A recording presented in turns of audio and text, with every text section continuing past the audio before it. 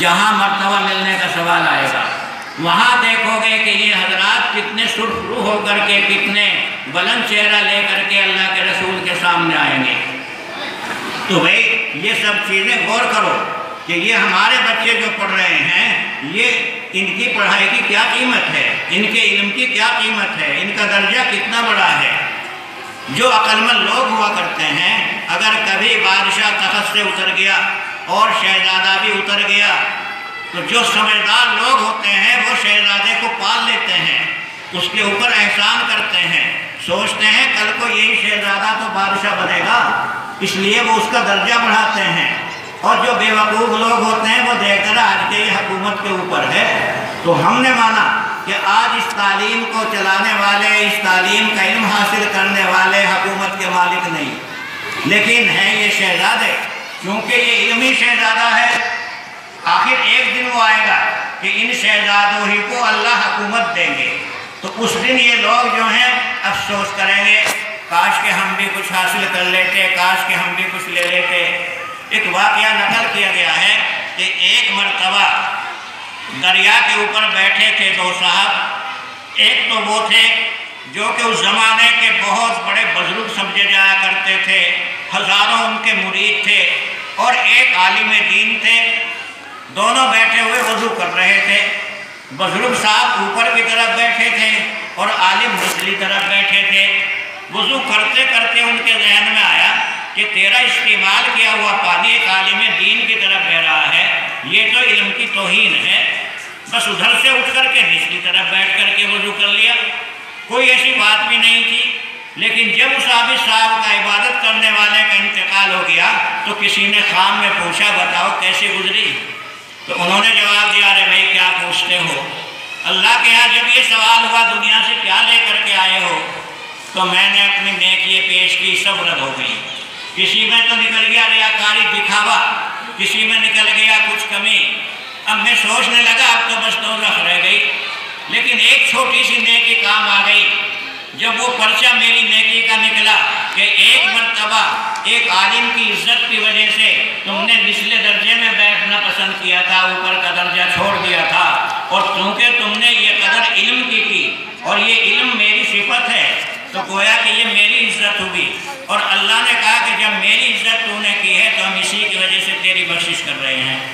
تو وہ آئے گا زمانہ بادشاہت کا، آج تو کچھ نظر نہیں آ رہا۔ تو بھائی یہ جو اس قسم کی باتیں ہوتی ہیں ہم انہیں نیک کام نہیں سمجھ رہے۔ کوشش یہ کرو کہ آج کے زمانے میں جب کہ دنیا اس دین کو گرانے کے اوپر لگ چکی، دنیا نے گویا کہ یہ طے کر لیا کہ اسلام کو مٹاؤ، یہ پوری کی پوری دنیا کا پلان بن چکا ہے۔ ایسے زمانے کے اندر ہم دین کو اپنے ساتھ لگائیں، اور پھر یہ دین جو ہے کوئی چیز ایسی نہیں ہے جو گرے ہوئے کو اوپر اٹھا دے، صرف علم قرآن ہے جو گرے ہوئے کو نیچے گرے ہوئے کو اوپر اٹھاتا ہے۔ صاحبین جو امام ابو حنیفہ رحمۃ اللہ علیہ کے شاگرد ہیں انہیں کہتے ہیں صاحبین۔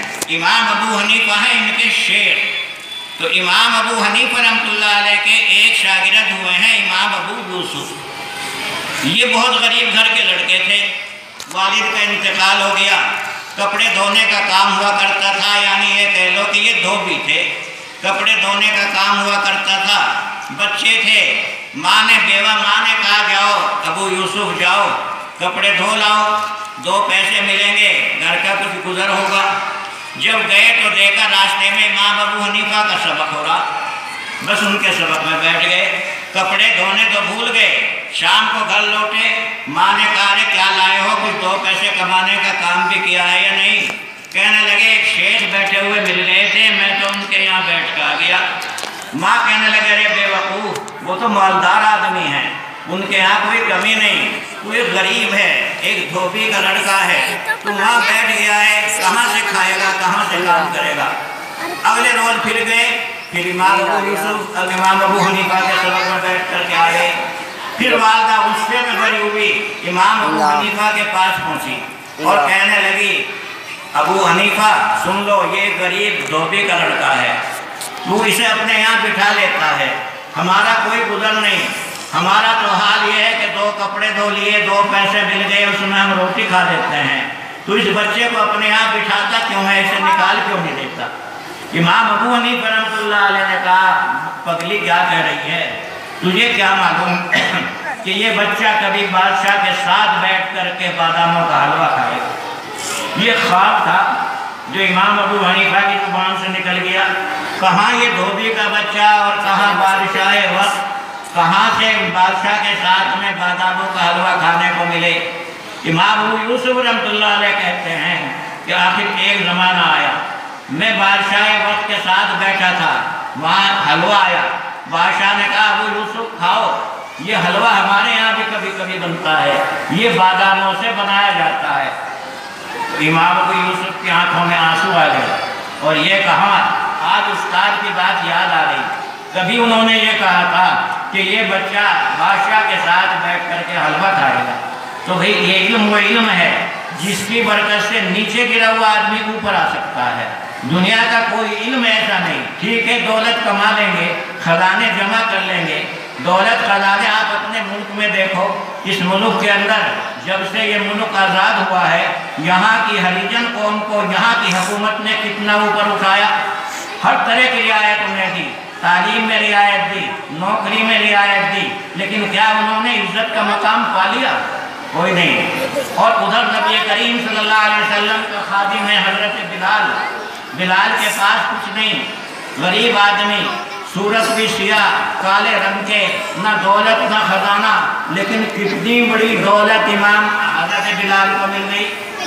علامہ حالی نے ان کے بارے میں کچھ اشعار لکھے ہیں، مسجد نبوی کے جو مؤذن تھے بلال، کر چکے تھے جو غلامی میں کئی سال بسر، جب یہ چاہا کہ کریں عقد مدینے میں کہیں، جا کے انصار و مہاجر سے کہا کھل کر، بلال جنہوں نے مسجد نبوی کے اندر اذان دی تھی، تھے غلام، غلام کسی چیز کا مالک ہی نہیں ہوتا، باپ بھی غلام، خود بھی غلام، اور اب دل میں ہی آیا کہ کہیں نکاح کر لوں، تو مسجد نبوی میں جہاں انصار بھی تھے، مہاجر بھی تھے، کھڑے ہو کر کے اعلان کر دیا، کیا کمال ہے میرے اندر، وہ غلام ابن غلام اور حبشی زادہ، یہ بھی سن لو کہ نہیں میرے پاس دولت و زر، خاندان تو میرا یہ ہے کہ میں غلام ہوں، غلام کا بیٹا ہوں، کوئی کمال بھی نہیں، دولت میرے پاس نہیں، خزانہ نہیں، لیکن ان کمالات میں مجھے خواہش نے تجویز کی ہے جو کوئی جس کو نہ ہو میری قرابت سے حضرت، کمالات تو یہ ہیں، اور چاہتا ہوں کہ کوئی اپنی لڑکی کا نکاح کر دے، ہے کوئی جو اس غلام کے ساتھ میں نکاح کر دے اپنی لڑکی کا؟ کیا جواب ملا؟ گردنیں جھک کے یہ کہتی تھی کہ دل سے منظور جس طرح کے حبشی زاد کی اٹھتی کی نظر ہے، جدھر بھی نظر اٹھی ادھر ہی جواب یہ دیا جا رہا ہے کہ ہم نکاح کروانے کے لیے تیار ہیں۔ اے فاروق میں جب کہ ہوا ان کا وصال، یوں کہا فاروق نے بادی دے کر، اٹھ گیا آج زمانے سے ہمارا آقا۔ عمر فاروق رضی اللہ تعالی عنہ، مسلمانوں کا خلیفہ، قریش خاندان کا، بلال حبشی کی موت کے اوپر یہ کہتا ہے کہ آج ہمارا آقا ہو گیا۔ یہ ہے وہ علم نبی جو بلال حبشی کے پاس آیا اور جس نے ساری دنیا کے اندر بلال حبشی کا نام روشن کر دیا۔ تو بھئی اس علم کو ویسے مت سمجھو، یہ علم چاہتا ہے البتہ ادب۔ آپ کے دل کے اندر یہ بات بیٹھ جانی چاہیے کہ اس سے بڑا کوئی علم ہو نہیں سکتا۔ اگر یہ بات مومن کے دل میں نہیں آئی تو علم سے کوئی فائدہ نہیں ہوگا۔ علم پھر اپنا نقصان بھی دکھا دے گا، یعنی نقصان یہ ہو جائے گا کہ ایمان خطرے میں ہو جائے گا۔ یہ علم تو وہ علم ہے کہ جس نے گروہوں کو اوپر اٹھایا۔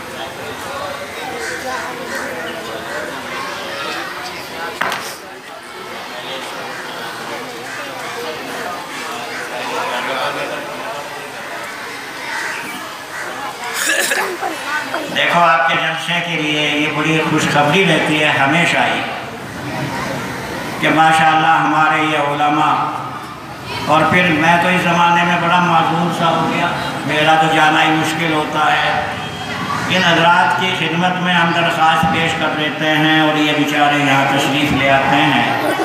حضرت مولانا راشد صاحب مبلغ دارالعلوم دیوبند، بلند شہر تھے، کل بات ہوئی، اب ماشاءاللہ آپ کے جلسے میں تشریف لا چکے ہیں۔ حضرت مولانا سید ابوالکلام صاحب پرانے بزرگ، حضرت علامہ صاحب کے زمانے سے برابر آپ کے اس جلسے سے، اس مدرسے سے تعلق رکھتے ہیں، بہت دیر پہلے تشریف لا چکے تھے۔ اور سب سے بڑی خوبی کی تو بات یہ ہے کہ آج ہمارے اوپر تو بڑھاپا آ گیا، ہمارے استاد بھی زندہ، حضرت علامہ قمر الزمان صاحب، اور ماشاءاللہ دارالعلوم وقت کے اندر اب بھی سبق دیتے ہیں۔ سوچو ایسے ایسے بزرگان دین جن کی زبانوں کے اوپر سوائے اللہ اور رسول کے کچھ نہ آیا ہو، جن کی مکمل زندگی اللہ اور رسول کے دین کو بلند کرنے کے اندر گزر گئی ہو، ان سے زیادہ صاحب کمال اور کون ہوگا؟ ارے اللہ کے بندو، ان کے تو زیارت کر لو، چہرے کے اوپر نگاہ ڈال لو، یہی بہت کچھ ہے۔ حضرت مولانا سید بلال حسین صاحب کو بھی دعوت دی تھی، وعدہ تو ان کا ہے، لیکن وہ ذرا طبیعت ان کی صحیح نہیں چل رہی۔ ان کے جو خاص خادم تھے جو ہر وقت ان کی خدمت کیا کرتے تھے، اچانک ان کا انتقال ہو گیا ہے۔ یہ وہ بزرگ ہیں اس مجلس میں، اور بھی حضرات تشریف لائیں گے، یہ تو میں ان بڑے بزرگوں کا ذکر کر رہا ہوں جو آپ کی اس مجلس میں تشریف لا چکے ہیں۔ اور بھئی ایسے ایسے حضرات کی زیارت کر لینا یہ ہمارے لیے بہت بڑی سعادت کی بات ہے۔